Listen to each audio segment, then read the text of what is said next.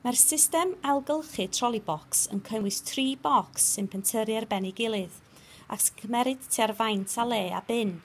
Mae'r bocsys yn eistedd ar droli sydd yn gwneud hi'n hawdd i'w powlio nhw o'r drws ffrynt at ymyl y palmant. Mae papur y cherdyn gwyn a llwyd yn mynd i'r bocs uchaf. Mae angen codi'r caead uchaf a'i ddal yn ei le efo'r gliced felyn. Da ni eisiau eich papurau newydd chi, a'ch cylchdronnau a'ch bocsys siriol chi i gyd. Os oes gennych chi bapur wedi'i shredio, stwffiwch o fewn i un o'r bocsys siriol i'w stopio fo rhag chwthu bob man.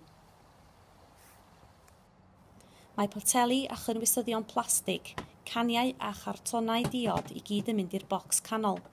Does dim ond eisiau chi postio nhw drwy'r fflap. Os wnewch chi olchi a gwasgu eich pethau plastig, fe fydden nhw'n cymryd llai o le, ac y fyddwch chi'n gallu rhoi mwy yn eich troli bocs a'i gadw fo'n lân. Fedrwn ni ddim ailgylchu bagiau plastig, deunydd lapio, cling ffilm na bubble wrap, felly cofiwch roi'r rheini yn y bin sbwriel. Mae poteli a jariau gwydyr a charbod brown yn mynd i'r bocs isaf.